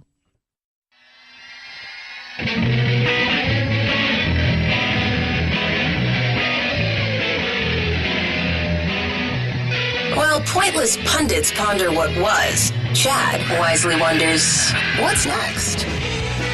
Woo!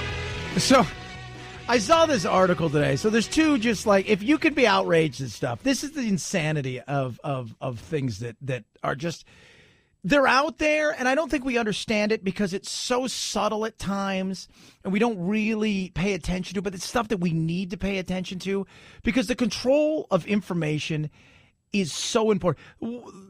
You go back to any dictatorship, and I'm not, people always go back to the Nazis, but you go back further and further, and you'll find it. If you control the flow of information, both good or bad, you can control a lot of things. And I think a lot of what's going on right now is that. And this is the insanity. So right now, lawmakers are saying that memes, these are British lawmakers. Yes, of course we are very British right here. That memes lead to teenage obesity.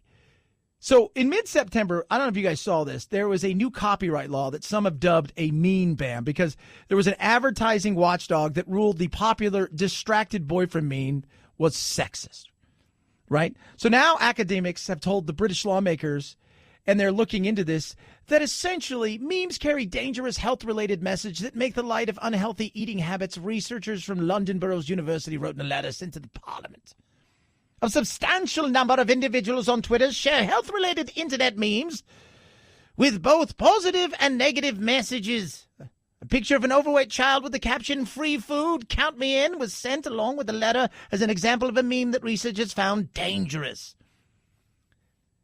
And to me, this is the ultimate in nanny, right? I got to control you because you are so stupid. You were so easily influenced. You were so gullible because if you saw this meme, you may go, "Oh God, I count me, I need food," or "Oh, fat." That is what it's all about, right? Because we live in this weird world of the academia and, intelligentsia and all of these people need to somehow weigh in because they feel that you, as just a person who gets up every day, busts your hump, works hard, does all of these things, is absolutely too stupid to be able to handle this. And that is the frustrating thing, right? Then you get Kleenex. And this is something we've talked about where advertising is getting to the point where they don't know what to do. And some are just having separate campaigns for a right side of the aisle or the left side of the aisle. And to even suggest anything in the middle or something that might be specifically targeted or with a message to a certain group that you're an evil person. Kleenex, right? So Kimberly Clark, they make Kleenex. It's going to rebrand its man-sized tissues after consumers complained the name was sexist. What? They're going to be called Kleenex Extra Large. Packages for tissues described as confidently strong and comfortably soft. Now, they've come out and they said, hey, look, no way suggests that being both soft and strong was exclusively a masculine trait. They have to address this. Because somebody who wrote a blog or tweeted something took umbrage to something like this, which is asinine and stupid. What about Mamwich? Are we going to get rid of that? What about Hungry Man dinners? Oh, God. You're right, Chad. You're right. You're right. Wow. God, Chad. By the way, I like a Mamwich. And I've had a few Hungry Man dinners. It's crazy. It is. But give an inch. And if I am those social justice warriors who see this and Kimberly Clark will bow, I've got you now. You can do anything that I want you to do. You're my puppet. So get ready for it. And that's what happens. And until corporations stand up and until people start standing up, there's going to be bigger issues. And you should be pissed and outraged because this is seeping in. And when this kind of things happen, that's how you get a Trump. Because people get sick and tired of it. The average person. 323-538-2423. At Chad Benson Show is your Twitter. You can tweet at us. Love hearing from you. Check out the old podcast we got there. You can go to iTunes. You can go to TuneIn Radio. Grab it and check out Chad Benson Show TV. We try to post a bunch of different things on there throughout the day. It is the Chad Benson Show.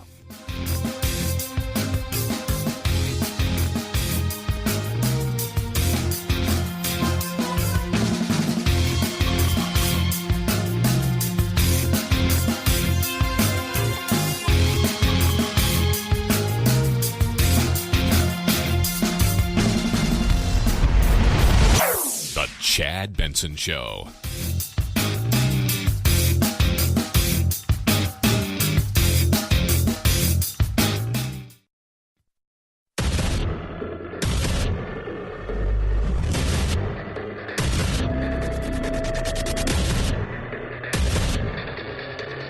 Independent in thoughts and punk rock in life. It's the Chad Benson Show. Treasury Secretary Steven Mnuchin will not attend a financial summit in Saudi Arabia next week. Just days ago, Mnuchin said he would be there, even as high-profile executives and media companies pulled out amid claims from Turkish officials that the Saudis ordered and carried out the murder of Jamal Khashoggi. Mnuchin's reversal marks the first reproach of the Saudis by the Trump administration. Yeah, so the mooch isn't going. It means him and his hot wife are going to stay home and not go there and do all kinds of shopping and what they're calling Davos in the desert. And Davos is when all big leaders and powerful business leaders and countries get together and they discuss complex and big ideas. And this was supposed to be like Davos, Switzerland. This was going to be Davos in the desert. And many big leaders are pulling out of it.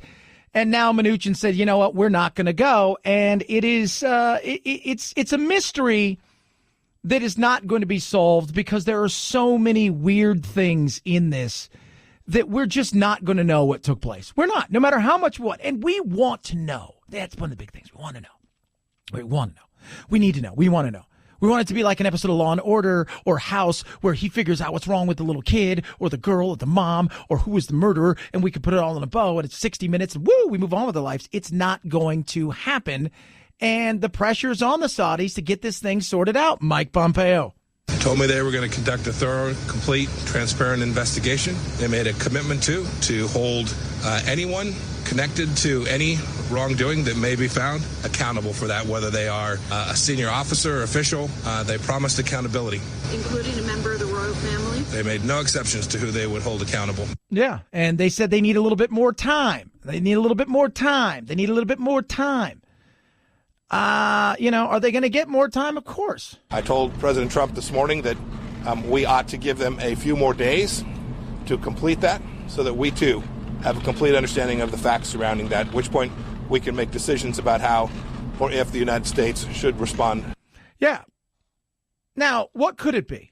Could it be that the prince, right, the guy who's running the country, who not everybody's thrilled about, people on the outside looking in are going, why did you essentially turn some of the biggest hotels in the world into jails or prisons, extort money from people, made them pay fines into the tunes of billions of dollars?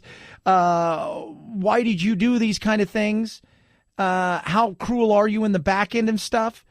Or is it a situation where let's get rid of this guy because he is pushing for more progressive ideas, and in a country that still, while it has modern amenities, still lives like it's the 6th century and wants to continue that way? It's weird. We have no idea what it is, but what we do know is besides the financial side, there's another complex side that we're trying to deal with in this situation when it comes to this journalist, this individual's voice who has been silenced, and we know that the Saudis were the reasons he was silenced. Why? That's a question. I think it's important for us all to remember, too, we have since 1932, a long strategic relationship with the Kingdom of Saudi Arabia. They continue to be an important counterterrorism partner. They have custody of the 2 holy sites. They're an important strategic alliance of the United States, and we need to be mindful of that as well. Wow, they have custody. Isn't that interesting? They have custody. They get it in a divorce. All right, fine. Here's the deal. I'm keeping the estate and the beach home. You get the cabin and the penthouse. But we do have a weird, uneasy, spiteful, hateful, love-hate relationship financially because of the big investments that have flown into our country and our companies here. Also, when it comes to, like you said, the fact that, we're worried about Iran. They don't like Iran, so what do we do? But if you're looking for the neat bow that's going to go on to this and it's going to be a mystery that's going to be solved, I don't think that's going to happen. Why he was killed, nobody knows. Right? Did the prince order it? Was it a wink, wink, and a nudge, nudge from our group here? Because maybe we want the prince gone, and we're like, let's see if we can trace this thing up, and this guy's the sacrificial lamb? Or was it because of the voice that he provided to a lot of people in the Middle East of freedom and things of that nature? And he talked about that. Was that one of the reasons why that he was essentially eliminated? There is a lot of things that we're never, ever, ever, ever, ever going to know. But when you listen to his last words, you understand the kind of influence he had, as far as his last words on paper, because now he was back, he was writing op-eds for the Washington Post. He's got 3 kids that are Americans, 3 boys that are Americans. This is somebody who had almost 2 million Twitter followers in a world where there's not a lot of freedoms. He was finally happy that he had some freedoms to hopefully spread, and he talked about the tyrannical world that he came from. In it, Khashoggi urges readers to understand the Arab world's need for freedom of expression. The Arab world is facing its own version of an Iron Curtain, he says, imposed not by external actors, but through domestic forces. He goes on to write, Arab governments have been given free rein to continue silencing the media at an increasing rate. Yeah. So that's interesting, right? That's very, very interesting. So I don't know, but I do know that whatever we're told probably that'll have little bits and pieces of truths, but not the whole truth. Because there's 10 ways you can go with this. And if you're a big conspiracy theorist, you can go in 1,000 different directions. But it doesn't look good for Saudi Arabia. It doesn't. 323-538-2423 at Chad Benson Show is your Twitter. You could tweet at us. And it's, he talked about that right there, the sense that, you have these tyrannical countries who are shutting down free speech. And it's not because of constitutions. It's because you've got royal families and dictators who want to control everything. We live in a world of free speech that is being controlled in a lot of ways by companies, right? Technology, internet, media, Tim, if you will. And the fact that these huge technology companies, these internet companies, these media companies control so many things, and that they can deplatform people, and that the ideas that they have are only one-sided ideas anymore, and that there's an echo chamber that they're in, is a scary thing when you think about it. This is Brian Amerige, who's a former Facebook employee, and it's very interesting when you listen to him talk about this, because it's crazy. And that's, to me, is scary when you start thinking about deplatforming people. We saw it with Alex Jones, right? And the weirdness with Alex Jones is how fast it went, how quick it went, how all of them deplatform. And it's their right to do it. It's their business. It is. But when you can control the narrative, and the narrative inside of this business is only one-sided, and the fear of God is put into people, if you dare talk about anything other than that, that to me is scary. Well, an engineer at Facebook has left that company. He says he's fed up with the company's culture. Executives at the company do actually take the sort of assertions and claims that I've made very seriously. They didn't fire me. They engaged me. There's a really big distinction, though, between how those executives are handling this and what a vocal minority inside the company is doing. And there is. Yeah. So, it's crazy. Like, you look at, we live in this, we pride ourselves, right? Like, look at the First Amendment. I mean, that's the first one. Like our founding fathers say, what is number one? Bam. All right. What's number two? Bam. We go our way down. And it's not as much as Trump screams and hates the media and the whole nine yards, the reality is the media they hate him, and he loves to hate them, and they both need each other, and it's a game they play. We see a guy that's getting murdered over there. Then we come over here and we're seeing people who have a different voice in a lot of different ways who are getting shot down or getting called certain things. And you're not just going to set up your own YouTube tomorrow, your own Facebook. You don't have the kind of money to do something like that. Now, rumors in Hollywood, rumors in Silicon Valley, that there are several billionaires that are watching and looking at this thing saying, you know what, this isn't a very good thing. This isn't good for America. This isn't good for free speech and who we are.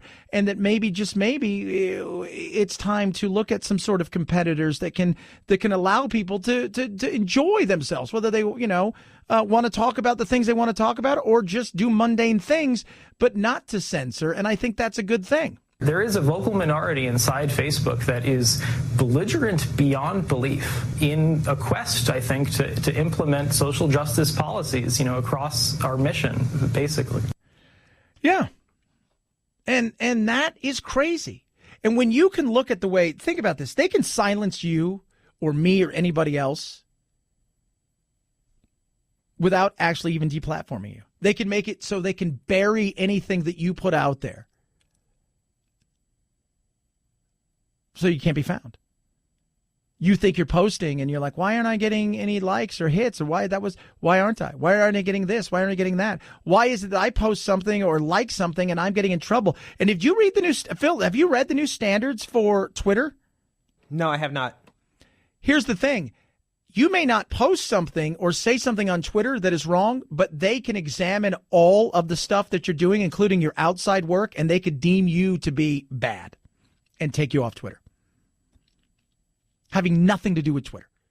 These are the things that are happening. And when the monopoly is as big as it is, I don't want to kill what they have. I want competition to it. Right? Fine. That's the way you want to be. I got no problem with it. But don't tell us you're one way. And what they're trying to set up is, we're this way. We know we're this way. we want to be able to do the things that we want to be able to do. And even if it crossed the line, we feel we have moral high ground. If you cross what we think is a line, we feel that we have every right to banish you and to get rid of you and call you the names that we want to call you. And that right there is ridiculous. And the challenge is going to come because people are sick and tired of it. And there is the intellectual dark web that's out there, people that are talking about this, people that are on the left and the right who are sick and tired of seeing the way that these things are being handled.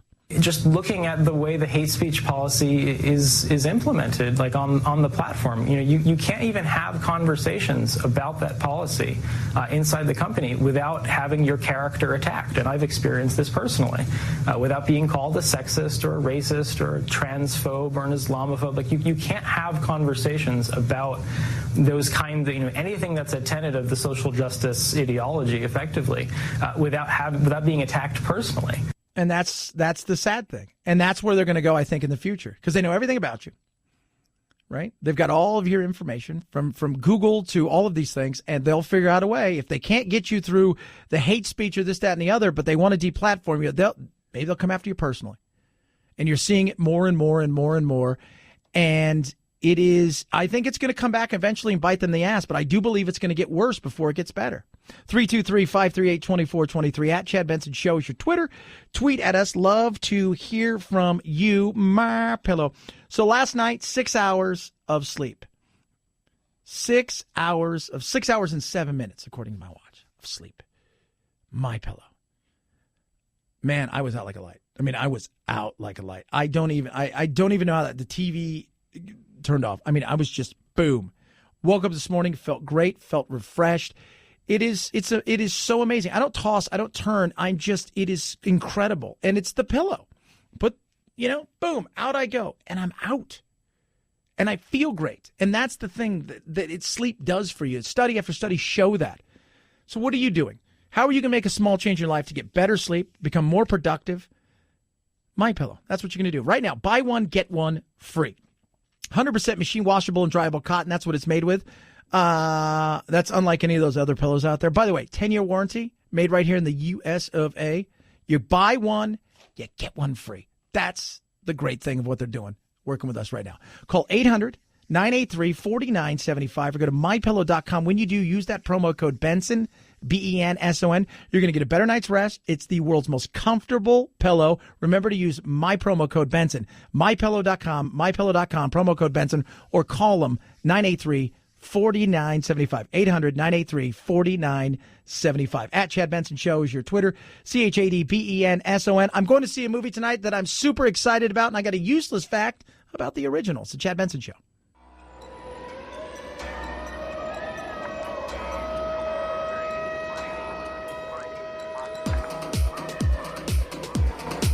Darn, that climate change.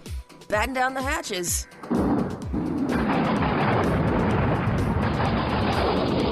It's Topical Storm Chad, headed your way. People are texting in saying, how do we combat the Twitters and the Facebooks and YouTubes? Look, the reality of this is it's going to create enough of a buzz. If you start, if you go after the likes of Joe Rogan and Dave Rubin and Sam Harris and Crowder and all of these people, and they tell, for me, they tell me the things I can and can't post or what they can and can't promote or because of it's ridiculous. But what's going to happen is somebody, and billionaires, there's several of them who are looking at putting together something that's going to be able to have a platform where it is going to be free speech. And the beauty about free speech is it's free speech, meaning as long as you're not advocating going out and killing people, I may not like what you have to say, right? I may not like it, but I respect your right to say it. And I'll defend your right to say it, as long as you're not advocating going out and murdering people, obviously. It's just, like there's a stopping point. So if you say that, that this is what it is, and whatever, like say it's a gender study, and people are mad at you for that, and you've got data and facts to back up whatever it is, like James Damore, who came out and everybody, calls him this horrible, sexist, misogynistic pig. Here's a guy, who just posted facts and data about something, and everybody's like, we need to, deplatform a voice like that.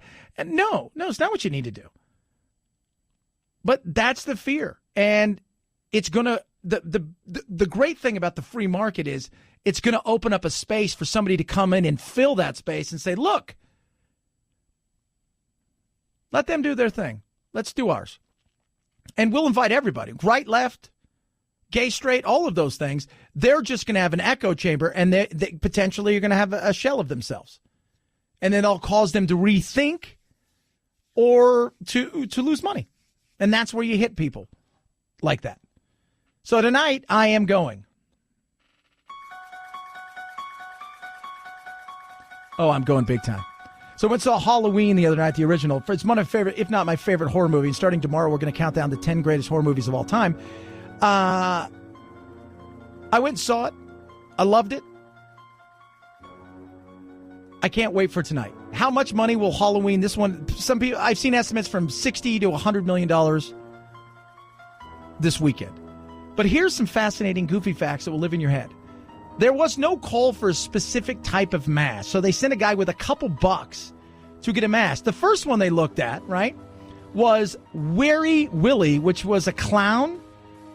They didn't like that one. So they found a Star Trek Captain Kirk mask. They liked it. They whitewashed the mask, and that became the mask for Michael Myers in Halloween. What? I'm giving you my review about this tomorrow at Chad Benson Show. Is your Twitter, ChadBenson. Follow along with us, Chad Benson Show TV on the YouTube as well. Have a good rest of your Thursday. Donuts tomorrow, kids. Night, Jack.